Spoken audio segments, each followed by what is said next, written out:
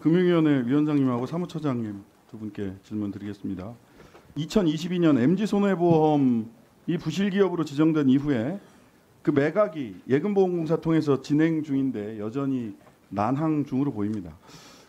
그런데 최근에는 공개 입찰이 아니라 수의계약 형태로 매각 전환하고 메리츠 화재와 데일리 파트너스가 참여를 했죠. 이달 안에 우선 협상 대상자를 선정할 계획이라고 보도가 돼 있는데 수의계약이니까 매각 주관하는 예보가 상대를 선정하면 수의계약이니까 매각이 끝나는 거죠.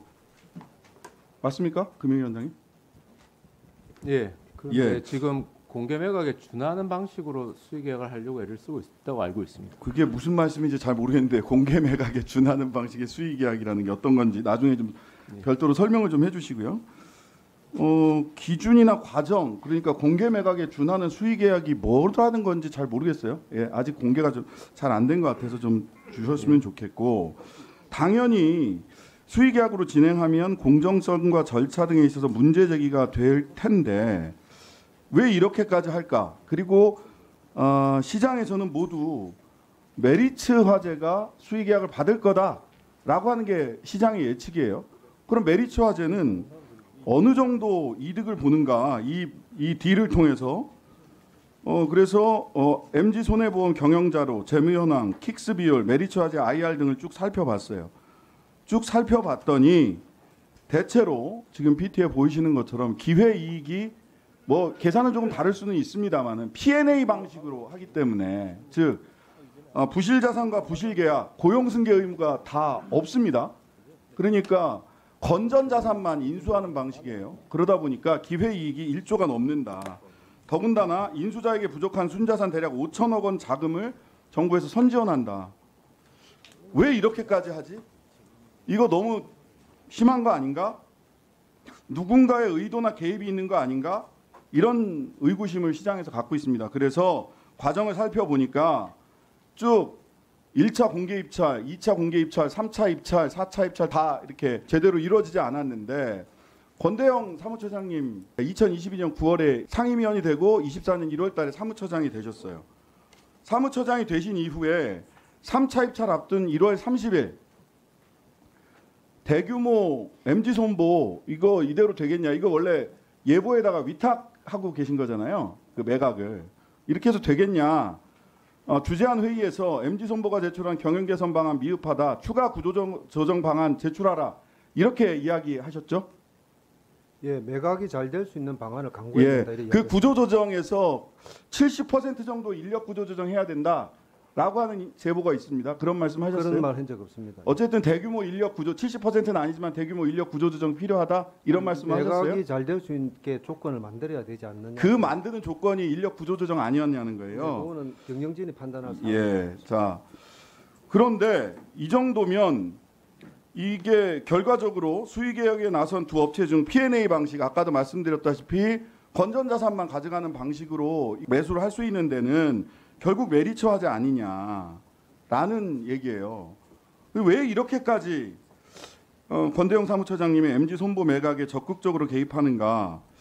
왜 이렇게까지 하지? 하면 항상 뭔가 의혹의 중심에 누군가 계시더라고요. 이와 관련해서 최재형 목사가 이런 증언했어요. 26일 날 인사청문회 나와가지고 2022년 6월에 금융위원 인사를 결정하는 것을 보고 몰래 몰카를 찍기로 결심했다. 이렇게 얘기하셨어요. 우리 권대영 처장님, 금융위원 유일하게 이 정부 들어서 임명되신 분 맞죠? 제 후임이 한 명 더 있습니다. 예, 요 시점까지 지금까지. 예. 그다음에 그 전에 대통령 인수위원회 파견돼 계셨죠? 예, 그렇습니다. 예. MG손보 매각 관련해서 수의계약 형태로 진행하는 것에 대해서 혹시 다른 분하고 상의하거나 한 거 있으세요?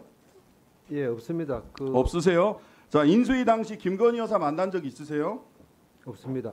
본인의 주변 지인 통해서 대통령실 혹은 김건희 여사 접촉하거나 시도한 적 있으세요? 없습니다. 네. 자, 메리츠 화재는 3차 유찰 당시 이미 서류 미비로 낙찰을 못 받았던 회사입니다. 그렇죠? 그런데 이번 수의계약에서도 서류 보완을 이유로 9월 말이던 수의계약 공고 기간을 10월 2일까지 연장시켜줬어요. 어느 계약에서 계약 기준이 미달된다고 해서 기한을 연장해 줍니까? 수의계약 기준에 불충족하고 서류가 준비 안 됐으면 그대로 탈락해야 되는 거 아닙니까? 지금 연장해 줍니다. 수의계약 형태로 변경공지 이후에 연장해 줘요. 저는 왜 이렇게까지 금융위가 MG손보 매각에 무리수를 두는지 이해를 못하겠습니다. 이 정권이 납득하기 어려운 듯한 일들, 그런 일들이 생기면 항상 누군가의 그림자가 어른거립니다. 지금 표 보시다시피 2022년 6월에 금융위 상임위원 땡땡땡 시키자 이런 얘기 최재형 목사가 나와서 국회에서 증언한 바 있어요. 그리고 이런 순서로 진행이 됩니다. 자, 저는 금융위가 지금 현재 진행되고 있는 이런 의혹을 받고 있는 김건희 여사의 그림자가 짙게 지금 어른거리 있고 시장에서는 이게 아니면 설명이 잘 안 된다 이런 얘기들을 해요. MG손보 수의계약 즉시 좀 전면 백지화하는 게 좋겠다라는 생각입니다. 다른 방식이 없느냐? 있습니다. 이미 금호생명은 사는이 인수를 해서 KDB생명으로 정상 경영하고 있는 사례도 있습니다. 따라서 이런 그 선후관계, 제가 정확하게 인과관계라고만 말씀드리지는 않겠습니다. 이런 선후관계 때문에 결국 금융위가 나서서 MG손보를 메리츠의 수의계약으로 P&A 방식으로 넘겨주려고 하고 있다라고 하는 시장의 의구심을 받는 방식을 왜 고집하시는지 모르겠습니다. 산업은행 등 구책은행과 공동출자 형태로 고용승계 그리고 경영 정상화 가능한 방안을 검토하시는 것이 신뢰를 기반으로 하는 금융시장의 금융위원회가 신뢰받는 기관으로 우뚝 설 수 있는 방법이 아닌가라고 하는 말씀을 드립니다. 그 금융위원회가 일을 하고 있는 데서 여러 가지 그 의혹이라 그럴까 신뢰를 흔드시는 말씀을 하셔서 이건 명확하게 말씀을 드려야 되겠습니다.